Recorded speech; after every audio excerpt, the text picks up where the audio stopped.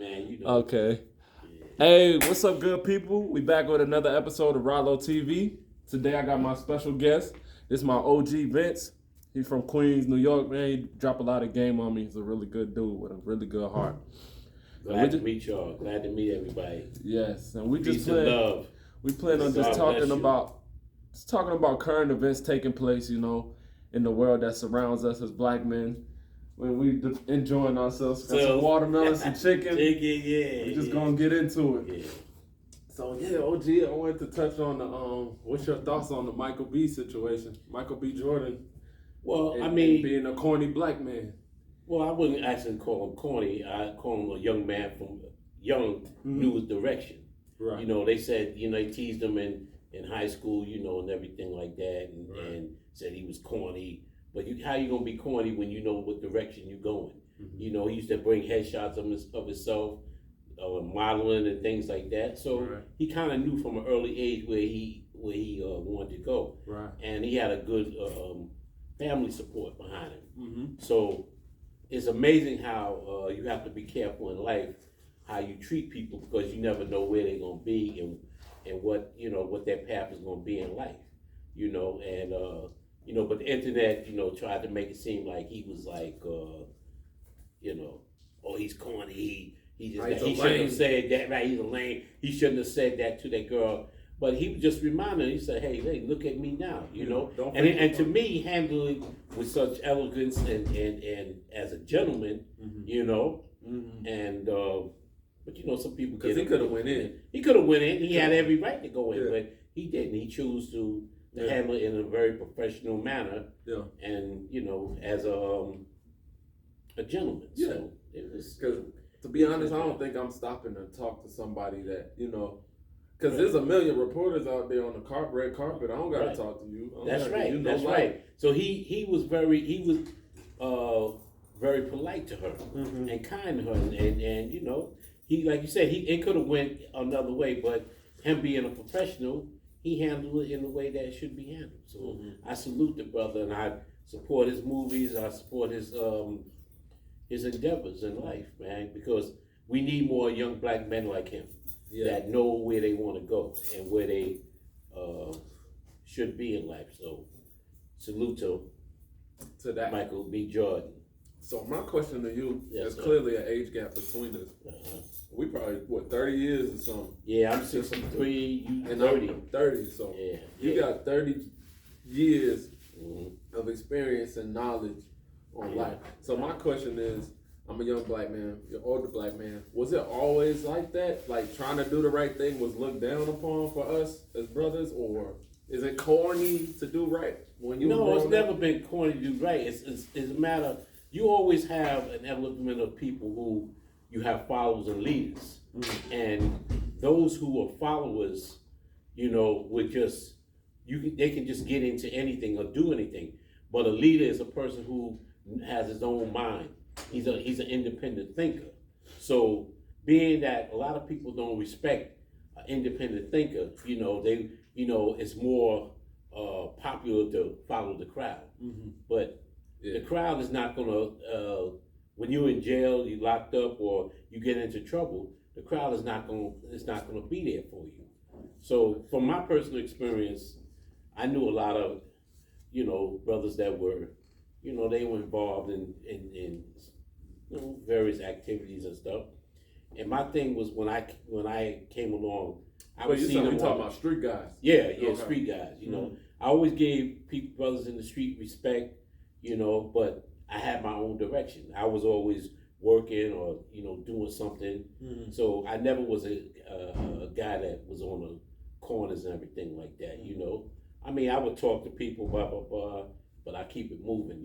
So with that being said, were they looking at you? Oh, he corny. He ain't trying to get down. Well, it really didn't matter to me. Yeah, I had a few guys that man, he was chomping up, but that didn't bother me because I knew who I was. Right. And I knew that I didn't want to end up where they were going in some cases. So I kind of kept myself away from situations like that. This is what era? Because we talk. Is this before mass incarceration, right? Well, mass incarceration really started around the 70s. You know, the mid 70s. Okay. When they started to break up the families, when they started, you know, all giving all these benefits to women if they would not have the man in the household and everything like that. And it began in the 70s, but it increased during the 80s during the crack epidemic. And what age around that time? You're what age around this time? Me? Around that time, I was in my 20s. You was in your 20s, so you watching people that you grew up with get hauled off, get into situations. Yeah, I knew people who got strung out on crack. I knew, you know, women and men who were, you know, got caught up into that. And a lot of families, you know, were broken up. Fathers got on crack or, you know, was selling crack and got arrested and everything like that. And you know, the kids were put in homes or the grandparents had to raise them and everything like that. So, you know, crack was really one of the worst things I say that came to the black community because it literally overnight destroyed families, you know. And it's crazy hearing you say that because it's like, for a little background, I'm first generation African, come to America. So a lot of the things that OG sits down and tells me, it's like the first time I'm hearing it without it being a documentary or a history book. It's rare in my life to have a person who walked it, lived it firsthand. Like, I remember this dude started doing crack. It's never been told to me like that. So I really cherish him and his wisdom and knowledge and understanding of the situation so intimately. Because we got documentaries now, we could Google stuff now, but it's nothing like having that firsthand account. So in saying all that, I'm saying, like, what was it like for you going through those transitions of your community being destroyed in your face in real time? Like, and how did you keep a square about yourself to navigate through the nonsense? Well, it was hurtful because, you know, when you live in an area, you know, you brought up in the community, you get to know people and you know, you raised up and stuff, and you see some of your friends. It stopped. Damn. No, it's still going. I'm tripping. Go ahead. All right. You know, when you see some of your friends and people you know, get strung out on things and start doing things that they normally wouldn't do, it's hurtful and it's painful. And you see how your community has changed. You know, when I was a kid, you know, I remember you was able to go to a lot of black-owned stores where they're owned by, you know, a lot of blacks. Wow. You know, and literally in my community, I remember having, you know, pharmacy, 2 grocery stores, like a little department store, you know, corner stores and things like that, you know, in my neighborhoods. So you didn't really have to go too far out to. Wait, so you saying there's a black-owned pharmacy? Yeah, it was black. No, well, was it? It was a white. There was white people there, but I remember it was a white guy who owned it. Okay. But they were black pharmacists and things like that. Okay. But I remember like stores like the corner stores and stuff like that. You know, black people own that. Wow. You know, it wasn't the Packies. It wasn't none of that. No. You that came along later on. We it was Chinese. You know, we had the Chinese restaurants and everything like that, and but other people wasn't in the community. You know, people started coming in the community later on, and things started to change. You know, as gentrification became a part, you know, of life. You know, so you know, it was. It's pre-gentrification history. Yeah. Be honest. You know, during the 80s and so forth like that, you know, when crack started hitting, I started seeing more police presence in the community too. You know, it was police there, but you know, it wasn't, you know, like it was when I was younger. You know, but you know, things changed, man. You know, and so they used to leave us alone to a certain degree. Well, I wouldn't say they never really left us alone, but I mean, it was a certain, let me see how I can say it. It was a certain order in things. When the crime rate started raising, because you got to understand where I lived in a middle class area. People where I lived in, my family owned a home, and the people, my friends I grew up, their parents were homeowners and things like that. Okay, nice. So I wasn't like in the projects or anything like that. No. So wow. But it affected yeah, middle class people. Just I say the crack era and things like that. It had its effects. So. And what did that look like? Like homeowners, well-to-do, how did were their children negatively affected? Were they kind of staved away from all the nonsense? Or? Some stayed away and some got caught up. Some did. To me, it's always a matter of choice. The people you hang around, you associate with, could be if they could be good or they could be bad, and right. So a lot of people, got caught up, into, just the money thing and all that. But I don't know. I just, I to this day I can't really understand why, how I was able to get away from that stuff. I would say the Most High God. I said God helped me out a lot because there was a lot of stuff going on, man. Yeah, so, man. I'm talking. It's like a bomb hit us, Yeah, like looking back on history. That was. And you were unscathed, and it hit all over every black community around the country. Around the country, it hit. It wasn't just the big cities. It was the urban cities, the countries. A lot of people got caught up. And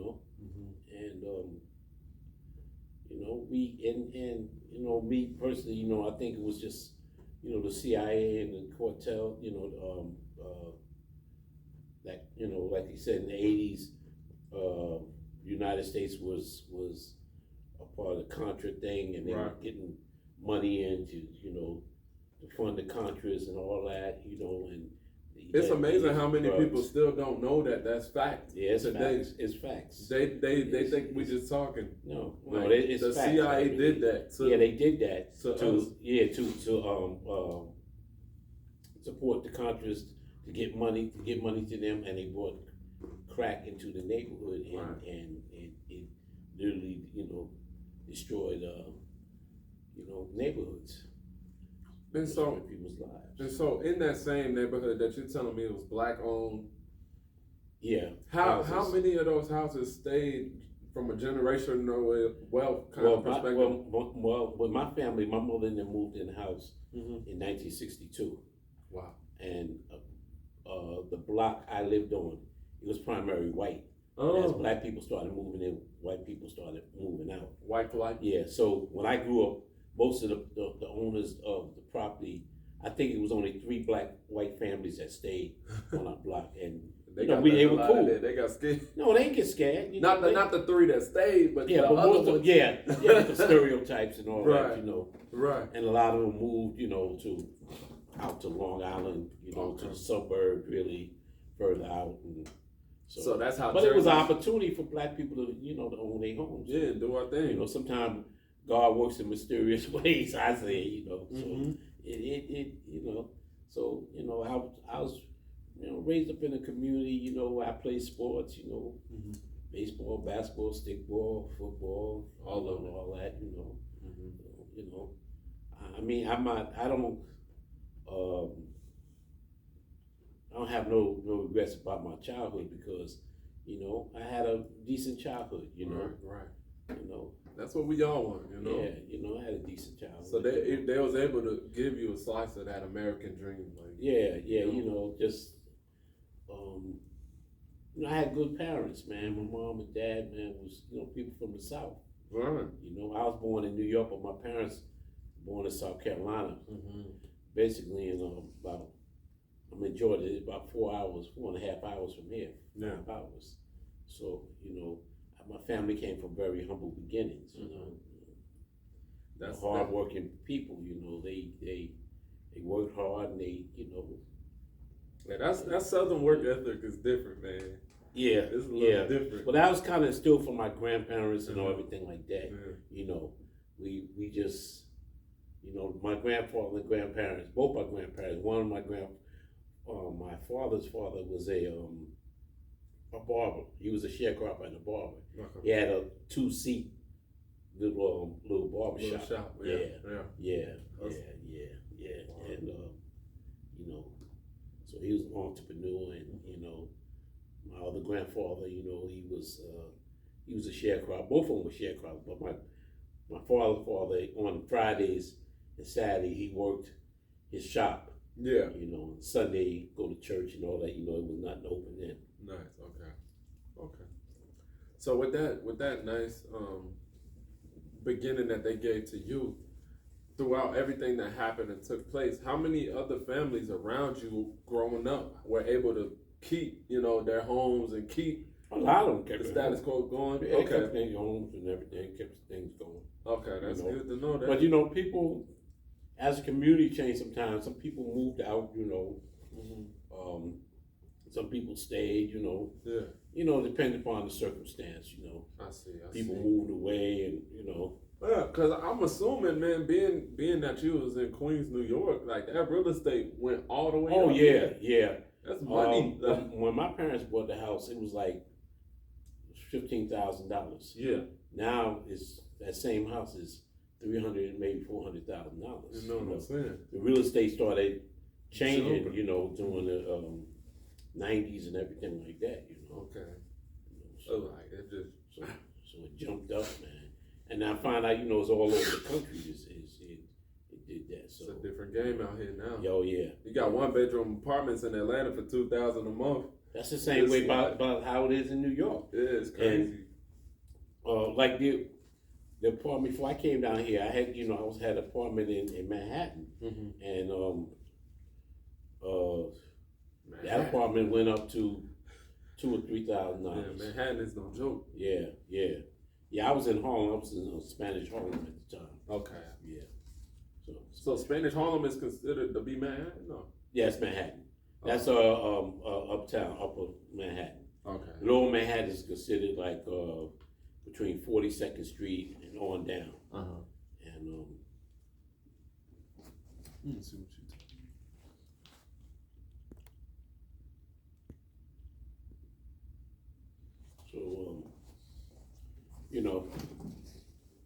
actually, I was born in Harlem. I was born on 115th Street in Broadway, and it's hospital is St. Luke's. It used to be Women's Hospital in 1959.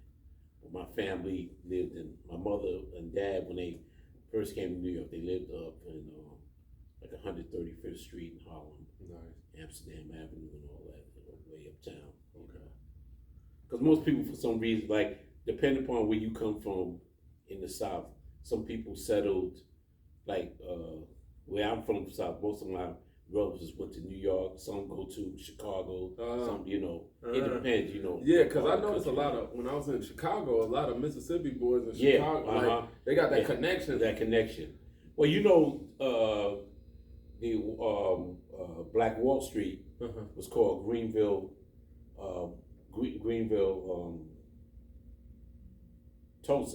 Tulsa. Okay. And was named after a place in Greenwood, Mississippi. So most of the people that went to Tulsa, Oklahoma, they were from Mississippi. Right, was from Mississippi. Okay. Yeah, wow, yeah. man. Put some respect on Mississippi's name, man. Yeah. They produce a lot. It ain't too hot these days. And Mississippi now is the second largest black population. Right. And shout out to Mississippi because they going through their stuff. They're going through Jackson, Mississippi. Shout out to the people there, man. God be with them and help them through, And I never could really understand that, right? From an outsider's perspective, how could a place be 70% black and you don't see us running the show. Well, you know? a lot of times that's due to politics. That's due to, that's why I always tell people, your community elections are important. City council, blacks being on city council, blacks being on the school board, right. blacks being in law enforcement and everything like that. Because when you're in these kind of positions, you're able to dictate how your community is run. So everybody wants to focus on the presidential thing. Right. The presidential election is not important to me. Yeah, for our day-to-day. But for our, as being in the black community, those local elections are important because these where you appoint your sheriffs and your council members and your mayors and this and that, and they determine how your community is going to be run. Right. So those things are very important. With you saying that leads me to think about Chicago and Lori Lightfoot, how she got ran up out of there. Well, Lori Lightfoot was not doing nothing for black people. Yeah. She was doing a lot of stuff, for not the community. So what happened, I think the final straw was when they had all these illegal people flooding Chicago in the black communities, and the black community was kind of outraged, was outraged about it, and and they tried to tell us, say, listen, we don't have no space over here to accommodate these people and everything like that, and blah blah blah, and she kind of really ignored what the community is saying. So when the election came, this is what I'm saying, when, the power of voting is when you have your elected officials who don't want to do what people want. Yeah. You can be voted out. Right. So that's what they did. They voted her out. They say she only got like 17% of the vote. I'm like 17%. That's terrible. You are trash. Yeah, that's nobody terrible. is happy with what you did. Nobody was happy because of them immigrants ain't show up, huh? Oh no, they ain't show up. They did for her. The ones that's supposed to, you holding them down. You holding them down, but they wasn't there to help you stay in office. So so what I'm gonna do, I'm gonna go ahead and clip this right here. We're gonna end it just to save this portion and start a second portion. Oh, okay, no problem.